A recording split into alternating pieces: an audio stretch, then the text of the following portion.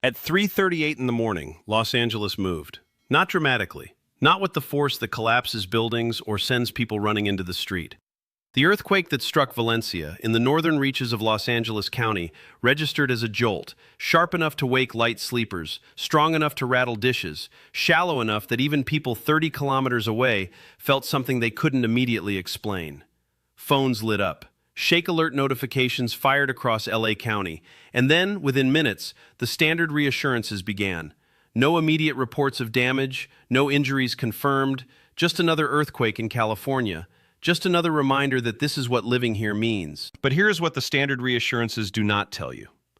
They do not tell you which fault produced that earthquake. They do not tell you why a shallow earthquake in Valencia at 3 a.m. means something different in July 2026 than it would have meant 2 years ago. And they do not tell you what is sitting beneath the neighborhoods that felt that jolt.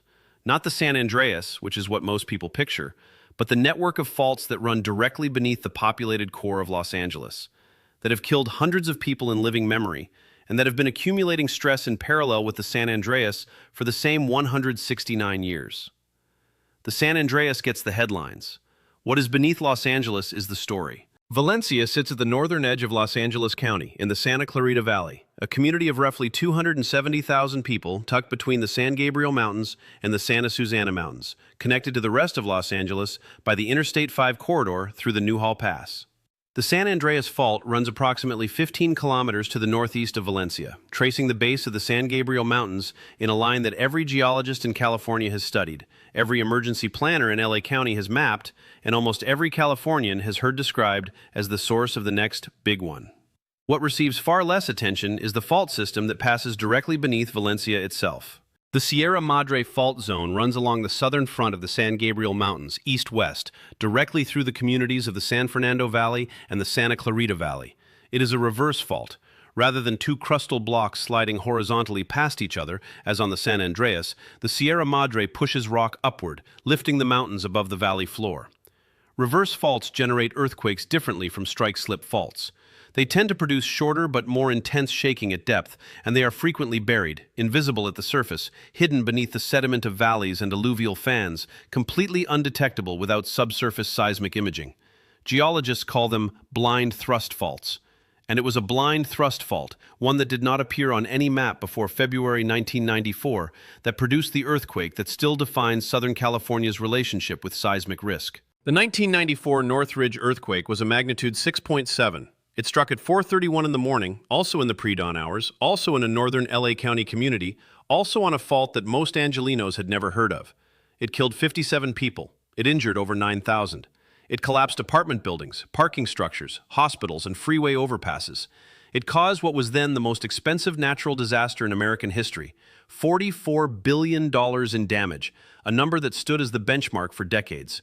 And it occurred on the Pico Thrust, a blind fault beneath the San Fernando Valley that had not been identified as a significant seismic hazard before the morning it ruptured. The Puente Hills Fault, identified after Northridge as one of the most dangerous blind faults beneath Los Angeles, runs 24 kilometers directly beneath downtown LA, passing under some of the densest concentrations of people and infrastructure in the entire metropolitan area. A USGS study estimated a magnitude 7.1 rupture on the Puente Hills Fault would produce between 3,000 and 18,000 deaths. It has not ruptured in recorded history. Like the Pico Thrust before 1994, it is known only through subsurface imaging, not through the direct evidence of a rupture scientists could observe in real time. This is the geological context in which the 3 a.m. earthquake near Valencia occurred. Not the San Andreas, though the San Andreas is 15 kilometers away and at its highest stress level in 1,000 years. Not the San Jacinto, though the San Jacinto runs through communities 60 kilometers to the east and produced more earthquakes last year than any other fault in California. But the network of reverse and blind thrust faults that underlie the northern Los Angeles basin, that the Northridge earthquake revealed exist in abundance beneath the city, and that have been loading stress in parallel with every other fault system in Southern California for the 169 years since the San Andreas last fully ruptured. The depth of the Valencia earthquake matters. At 5.6 miles, approximately 9 kilometers, the event was shallow by seismological standards. Shallow earthquakes feel more intense at the surface than deeper events of the same magnitude because there is less rock between the rupture and the people above it. A magnitude 4.4 at 9 kilometers depth can feel like a 5.0 at 20 kilometers. The sharpness of the jolt, The abrupt, rattling quality rather than the rolling wave of deeper earthquakes is a direct product of how close the rupture was to the surface. And shallow reverse fault earthquakes in the Los Angeles basin have a specific and well-documented hazard profile. They can produce localized but intense shaking in a confined geographic area, concentrated damage in the neighborhoods directly above the rupture, and aftershock sequences on adjacent fault segments that can increase stress on the very faults scientists are already watching. The week that produced the 3 a.m. Los Angeles earthquake has been a seismically active one for California. Less than 2 weeks before Valencia, a magnitude 5.6 earthquake struck near Redwood Valley in Mendocino County, strong enough to generate shake alert notifications across the Bay Area, strong enough to prompt California's governor's office to issue a briefing statement, strong enough that people as far south as Modesto reported feeling the shaking. AM 5.6 in Northern California and a 3 a.m. jolt in Valencia, in a week when the San Andreas and San Jacinto are confirmed to be at their highest stress levels in 1,000 years, and when the Venezuela doublet sent seismic surface waves through the entire California fault network less than 3 weeks ago. Stop for a moment.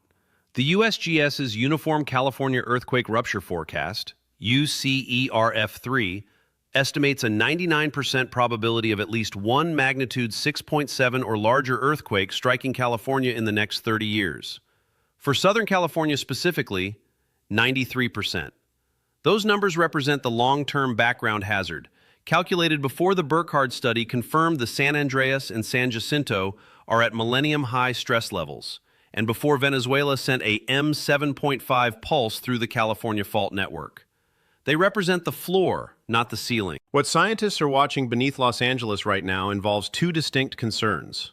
The first is the aftershock potential from any event in the northern LA basin, whether the Valencia earthquake produces additional activity on adjacent fault segments in the Sierra Madre or Cucamonga zones that could bring a larger event closer to rupture.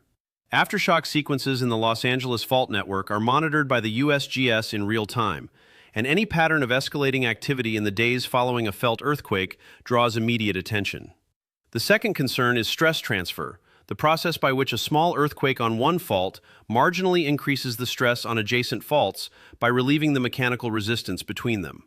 In a system where every major fault is already at or near its historical maximum stress level, even small stress transfers matter. The 1994 Northridge earthquake began with no warning that was recognizable as a warning. There was no foreshock sequence that seismologists flagged as precursory. There was no unusual pattern in the months before February 17th that would have told anyone a 4:31 a.m. earthquake was about to kill 57 people beneath the San Fernando Valley. The fault that caused it was not on any official hazard map. The earthquake happened because a fault that nobody knew was dangerous accumulated stress until it could no longer hold. And it chose to release that stress in the pre-dawn hours of a Monday morning in winter when the freeways were quiet and the hospitals were reachable. The 3 a.m. earthquake in Valencia is not a prediction of what comes next. It is not a foreshock. There is no scientific basis for calling any earthquake a foreshock until a larger event follows it, which may never happen. It is a reminder that beneath the most seismically studied metropolitan area in the world, on a fault network that is confirmed to be at its most stressed levels in a millennium, in the weeks following the largest Caribbean earthquake in 125 years, the ground still moves at 3 in the morning, and the fault it comes from may not be on any map that the people above it have ever seen. The San Andreas is the fault Los Angeles talks about. The blind thrust beneath the valley floor is the one it should be losing sleep over. Subscribe to Seismic Alert. We track what moves while the city sleeps.